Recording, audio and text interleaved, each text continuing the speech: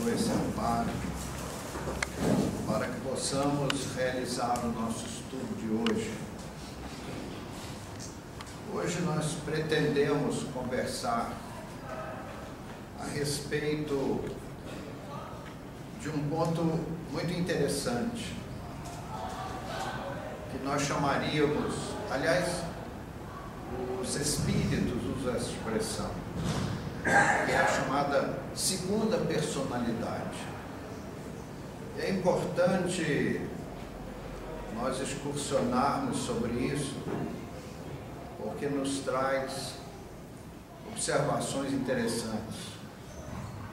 É a chamada também de personalidade transitória. Vejam só, amigos,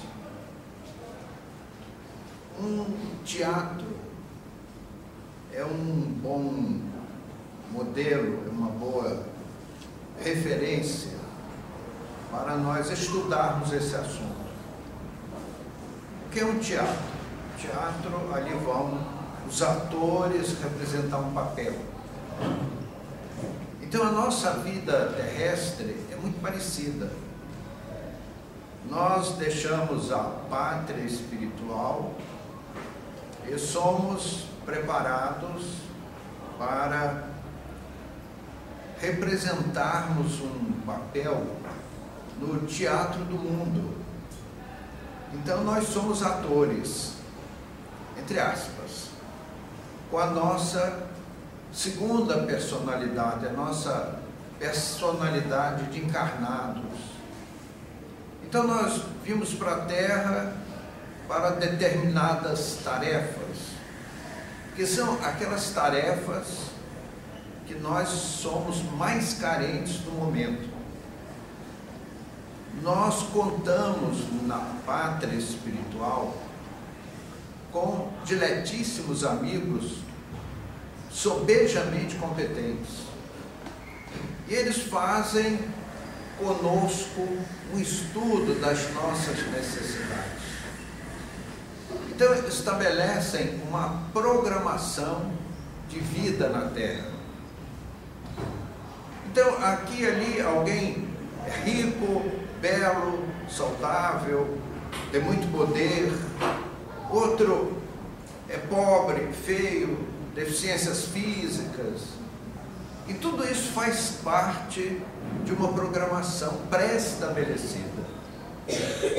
Agora, ninguém me diga assim, então isso é um fatalismo, absolutamente. Por exemplo, você organiza uma viagem a um país do exterior. Então você faz uma série de preparativos para essa viagem. E você pode ter um grande sucesso na viagem, ou viajar mal, ou até falir na viagem, tomar um rumo ignorado e deixar de fazer aquilo que deveria ter feito. E assim é a nossa encarnação. Então nós devemos abraçar assim com temor aquela posição que estamos na vida. Ela é o que de melhor nós precisamos no momento. As coisas parecem assim, fato fortuito, só na aparência. Mas uma série de acontecimentos imprevistos acabam nos colocando no meio da missão. Só parece por acaso, mas aquilo tudo faz parte de um planejamento. E nós devemos todo o esforço para cumprirmos essa missão com a maior perfeição possível, a maior dedicação. Eu tive uma experiência pessoal com um dileto colega de trabalho. Ele recebeu um convite para uma festa de casamento, mas jogou lá numa gaveta e não deu nem pelota. Mas quando chegou na sexta-feira, véspera da tal festa, ele não tinha nenhuma programação para o sábado, lembrou do convite. E aí foi lá na gaveta, achou o convite, no dia seguinte botou uma roupa bonita e foi para a festa.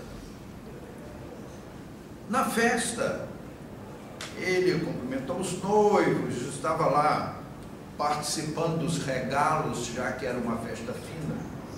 E na festa tinha uma moça que combinou com uma amiga se encontrarem lá na festa, só que a amiga não foi. Então ficaram os dois sem parceiros. Aí se conheceram, começaram a conversar, nasceu uma amizade, nasceu um namoro e nasceu um casamento. E nasceram 3 filhos. Alguém diz, puxa vida, tá vendo? Foi um acaso. Meus amigos, o que é o acaso? Quem é o acaso? Será que uma coisa que não é nada e não é ninguém pode fazer coisas tão sábias? E dali resultou uma família. Eu estou relembrando isso para ilustrar esse nosso comentário de hoje, que eu estou dando o título de segunda personalidade, perdão, estou dando não.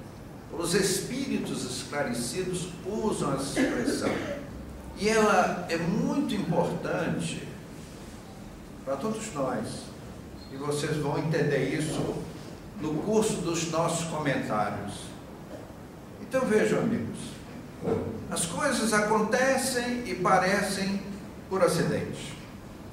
Agora veja só, nós precisamos nos dedicar com afinco para cumprir com a nossa missão, porque aquela missão que você está ali mergulhado, de repente não dá para voltar mais. Você já está lá no meio da programação, voltar não dá. Então, nós temos que fazer o melhor possível. E aí nós temos que ter cuidado com 2 tipos de erro que nós cometemos. O primeiro, eu não tenho como sair dessa situação, então eu vou relaxar. E solta as estribeiras, deixa de se dedicar, como se houvesse na vida um fatalismo. Meus amigos, no universo só existe um fatalismo, é o animal transformar-se em anjo. Naturalmente que anjo, entre aspas, anjo para nós são aqueles espíritos excelsos, que são hoje grandiosos, mas já passaram pelo caminho que nós estamos passando, e nós vamos chegar lá. Esse é o fatalismo. O resto, nós escolhemos os caminhos, escolhemos bons caminhos e aqueles caminhos ínvios, que nos cobram muitas lágrimas. Então, se nós estamos numa luta de adversidades, nós devemos arregaçar mangas e lutar para melhorarmos, e Deus nos abençoe. Não é só justo, é justíssimo que nós lutemos pelo nosso progresso, mesmo dentro das adversidades. Então, acomodação é um erro grave. E, meus amigos, embora não pareça, é isso que mais nós vemos. São as pessoas absolutamente indiferentes a qualquer princípio de espiritualidade, porque a espiritualidade reforça a nossa alma para nós continuarmos nas nossas batalhas. E o outro caminho, o outro equívoco que costumamos cometer, é fugir das responsabilidades por caminhos ilícitos. Então você pode mudar o quadro da sua vida através de um esforço extra para a melhoria daquele quadro de provações.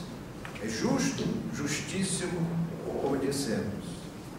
Agora, a temeridade é a busca de atalhos ilícitos para fugir da responsabilidade. Nós vemos às vezes, todos os dias, nós estamos vendo pais que abandonam os filhos, às vezes filhos menores, de tenra idade, que muito precisam do nosso apoio. Aqueles que atentam contra a própria vida, eu não aguento mais ser pobre, então eu vou acabar com a minha vida. Meus amigos, impossível acabar com a vida. Nós somos imortais, nós somos eternos. Por termo a existência física, não põe termo à existência espiritual. Aquelas pessoas que atentam contra a existência física ressurgem no mundo espiritual em situação assim extremamente dolorosa. Nós já fizemos uma palestra aqui embaixo desse teto, que enquanto falávamos, porque nós somos às vezes como um locutor descrevendo um cenário, nós pudemos ver as regiões espirituais depois do suicídio. Meus amigos, são regiões realmente assustadoras, nada confortadoras. E dá um mergulho no escuro, no abismo, é sempre uma temeridade. E fica essa advertência para nós pensarmos sobre ela. Então, meus amigos, tivemos o compromisso ao vir à Terra para desempenharmos uma missão. E essa missão, essa personalidade, é uma personalidade secundária, transitória, válida durante a existência. O nosso progresso, ficando neste tema, nós poderíamos lembrar aquele binômio tempo e espaço. Em termos de espaço, vejam bem, nós vemos que cada povo tem a sua cultura, cada região tem os seus usos e costumes, e nós, espíritos candidatos à reencarnação, que precisamos vir fazer conquistas terrestres, é muito comum os nossos tutores espirituais nos situarem em regiões que coincidem, cujos costumes coincidem com as nossas necessidades de aquisição de valores. Um exemplo prático. Vocês já pensaram na cruel situação das mulheres afegãs? Elas vivem sob duríssimas limitações. Quem reencarna naquela situação, senão aqueles espíritos femininos que abusaram da liberdade e que agora surgem em ambientes coercitivos, que lhes impedem as expansões, e de fora para dentro conquistamos valores que desprezamos no homem. Nos conventos, e a eles nos referimos com todo respeito, aquelas irmãs chamadas de caridade, as freiras, elas vivem sobre disciplinas religiosas muito rigorosas. Também não é um esforço educativo daquelas almas. A vida militar, por exemplo, muitos espíritos esbanjadores, indisciplinados, reencarnam e fatos aparentemente fortuitos, inesperados, acidentes de percurso, de repente o sujeito se vê com uma patente militar, tendo que respeitar todas aquelas disciplinas. Não é uma forma de educar o espírito. Meus amigos, por exemplo, as profissões, elas são assim, de uma valia educativa extraordinária. Por exemplo, aquelas pessoas indisciplinadas que jogam lixo na rua, por exemplo, que dá uma encarnação como lixeiro. É isso ali. Nós reencarnamos como lixeiro para aprendermos a zelar pelo meio ambiente. É uma forma educativa. As pessoas pouco gentis, que têm dificuldade de relacionamento com as pessoas, pouco respeitosas, para ficarmos na questão das profissões, que tal reencarnar como vendedor profissional, balconista, uma vida? Nós passamos esse caminho por um acidente de vida profissional. O que que acontece com o homem de vendas? Ele tem que ser gentil, mesmo que não queira. Aprender a sorrir quando não está com vontade, por dever de ofício. Ser simpático, bonachão. Então, cada profissão, cada atividade terrestre, e a vida profissional é farta de recursos educativos.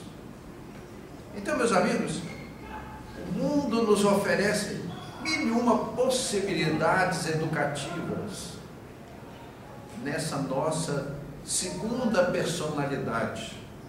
Então, estamos falando da questão do espaço, que é a vida profissional, são os usos e costumes das regiões do mundo.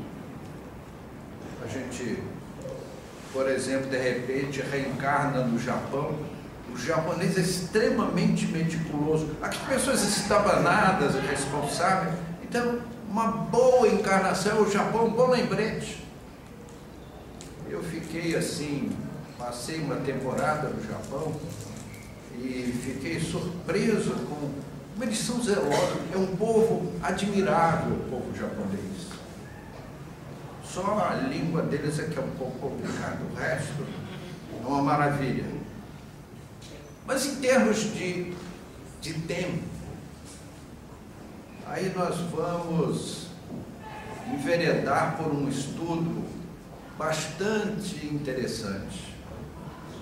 Vejam só, amigos, a natureza não se equivoca, não há nada por acaso, tudo está dentro de um extraordinário planejamento.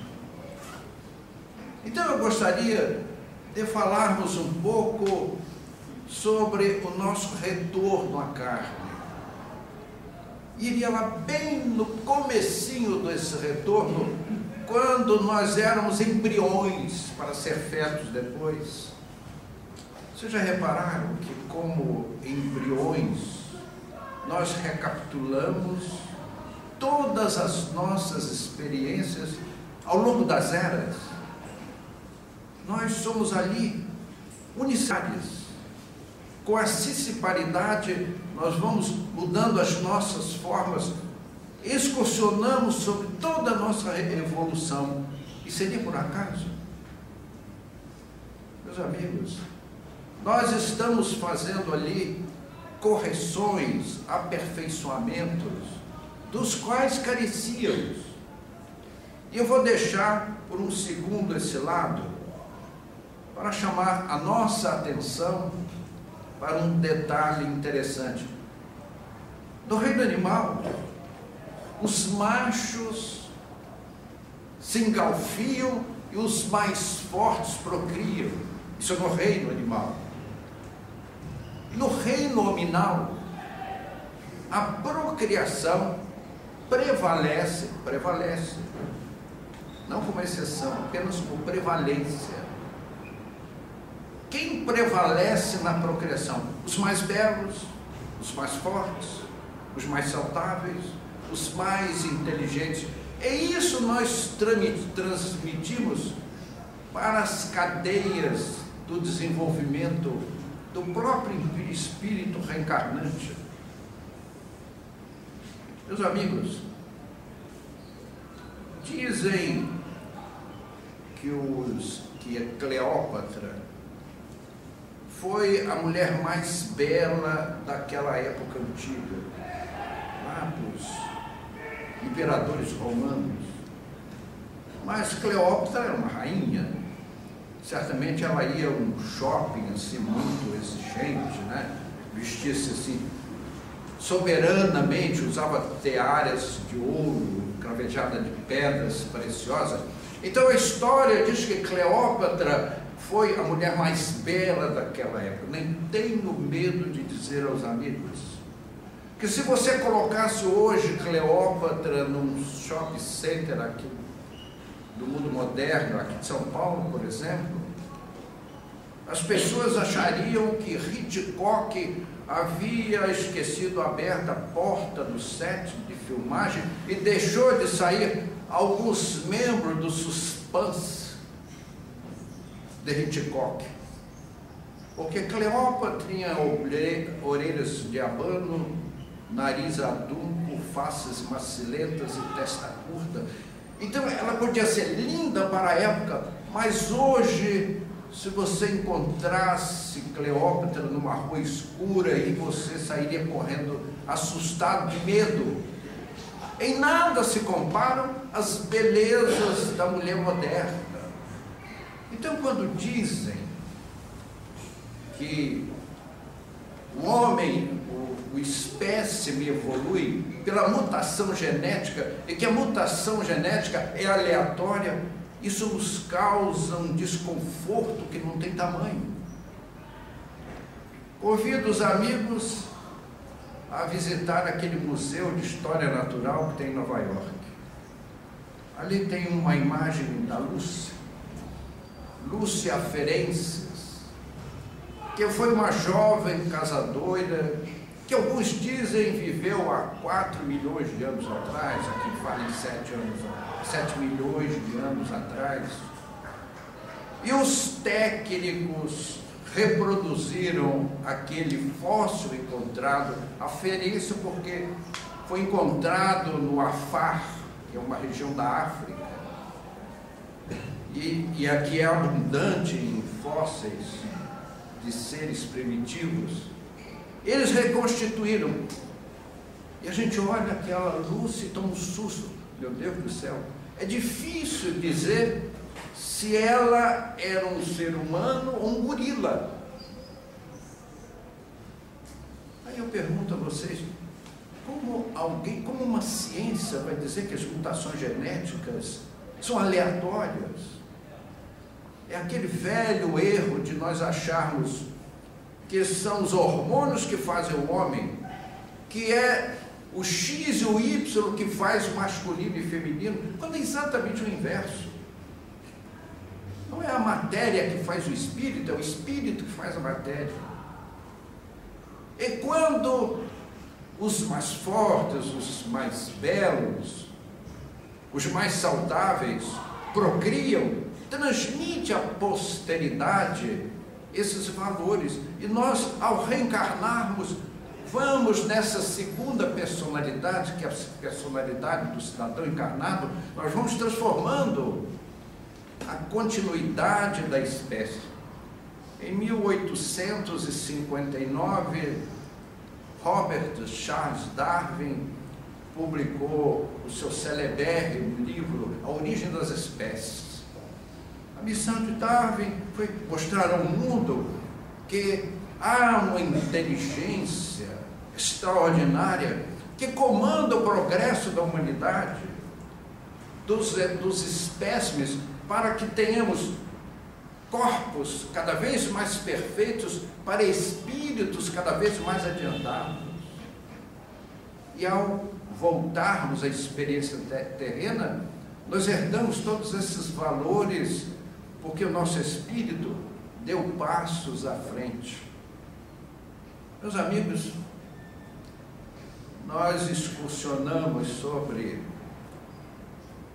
a problemática do desenvolvimento embrionário na cavidade amniótica, mas nós dividiríamos a questão do tempo, o ser humano, em 4 estágios.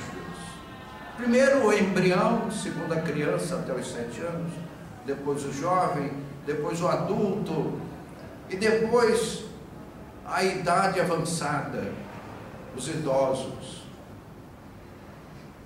Às vezes nós somos indelicados chamarmos uma pessoa, em vez de chamá-la de idosa, chamamos de velha. A expressão velho ou velha tem uma conotação depreciativa. O que é uma coisa velha? Uma coisa velha é uma coisa que não serve para mais nada, né? Bom, falamos do embrião. E agora falemos nessa nossa segunda personalidade da criança. Vejam só, amigos, como nós analisamos em termos evolutivos da oportunidade reencarnatória a questão da criança. A criança tem todas aquelas características próprias, porque o espírito ainda não consegue dominar aquele corpo com todo o seu vigor. Por que razão? Porque os órgãos não estão desenvolvidos.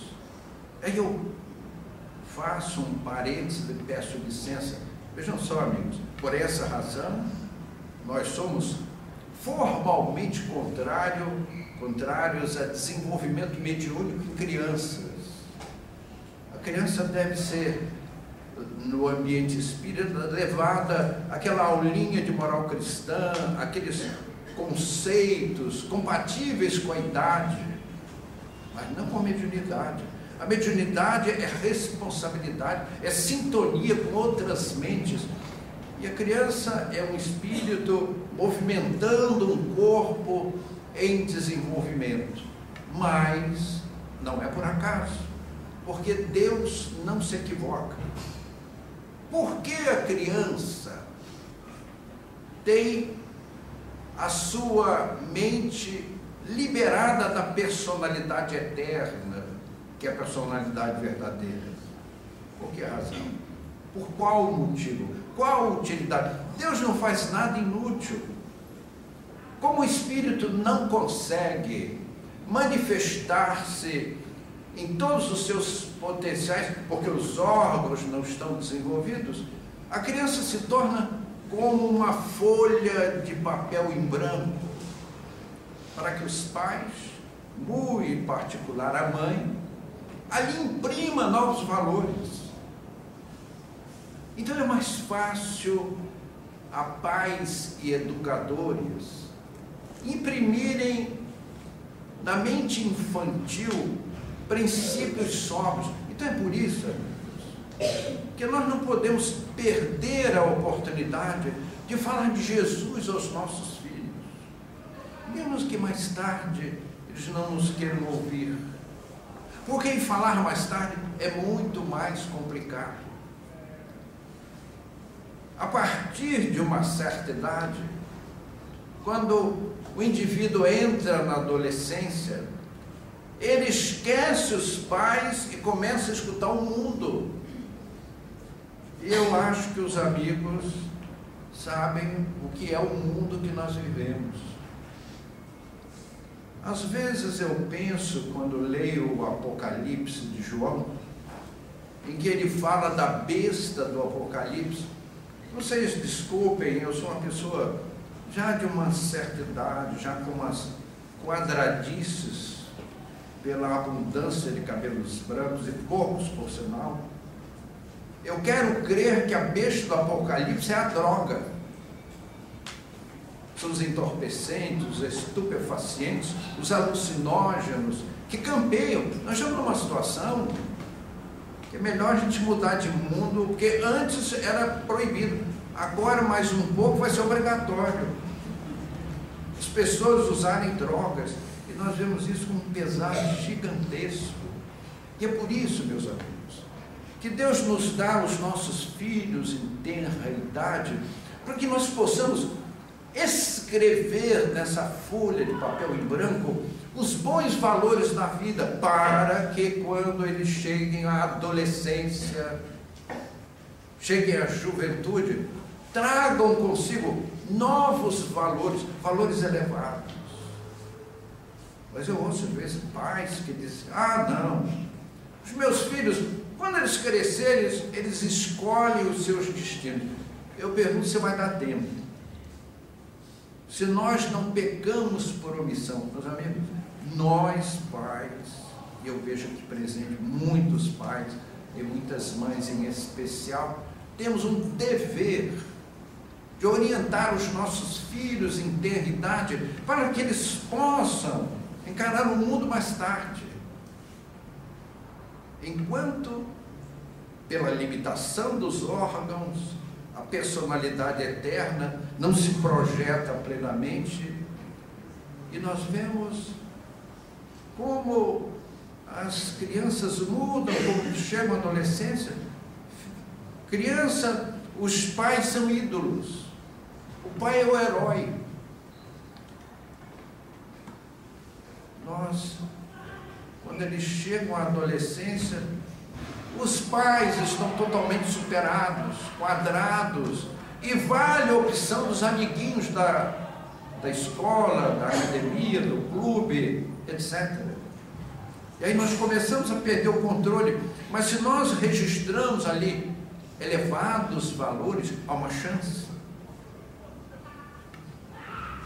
Na idade adulta, o espírito domina o corpo e faz as suas opções, suas escolhas, faz as suas edificações e colhe o que semeia. Se nós lá atrás bem educamos os nossos filhos da infância, serão adultos que no mínimo carregam as sementes de grandiosidade para uma vida nobre. E aí depois da idade adulta, aí vem a minha idade e de outros irmãos aqui presentes, que a idade é a senectude. Vamos usar a expressão dolorosa, é a velhice. Então, meus amigos, em cada fase da vida, Deus não se equivoca. Nós temos oportunidades. A inutilidade não está nos livros divinos, no dicionário do Criador. Então, idosos, podemos ser conselheiros porque temos uma vivência. Nós desenvolvemos a humildade que passamos a ser dependentes daqueles que nos transportam, nos conduzem e às vezes nos sustentam. E nós damos a oportunidade àqueles que nos conduzem de praticarem a fraternidade legítima, cuidando dos seus velhos. E o Evangelho, meus amigos, nós sempre batemos na tecla que é o nosso manual de instruções. O que diz o Evangelho? Honrar pai e mãe. Meus amigos, isto é lei cósmica. Ninguém vai ser frio e indiferente com os seus pais idosos sem assumir gravíssimas responsabilidades de consciência. Nós temos o dever de devolver àqueles que nos criaram, nos carregaram na vida, o mesmo que eles fizeram por nós. Temos o dever de lhes retribuir. Como nos diz o Evangelho segundo o Espiritismo, não é um quartinho lá no fundo, uma edícula, bem longe, com um chão assim de terra para juntar bastante lama, né? Não, os pais devem ocupar os principais cômodos. Assim nos aconselha o Evangelho. E cada um age segundo a sua consciência. É o chamado respeito aos idosos. Meus amigos, todos esses princípios formam a nossa segunda personalidade, ou personalidade encarnada. E aí esses espíritos deixam a terra. E eu vou chamar a atenção dos amigos para uma micro particularidade. Vocês já viram como Deus é bom? Nós vamos envelhecendo E aí começamos a não termos paladar, perdemos o olfato, ouvimos mal, enxergamos mal, o nosso tato se compromete. Então Deus permite que nós, passo a passo, vamos nos retirando do mundo com suavidade. Então Deus, na sua bondade, permite que, como uma lâmpada que se apaga, um dia nós deixemos o mundo. E aí nós entramos num outro tipo de experiência. Muitos espíritos não conseguem deixar a personalidade de encarnado para assumir a personalidade de espíritos eternos, filhos de Deus, construído pelo Criador para a felicidade imperecível. E ficam aqueles espíritos que nós ouvimos nas reuniões mediúnicas falando de minha casa, minha fazenda, minha farmácia, minha empresa, minha fábrica, presos às quimeras terrestres. Meus amigos,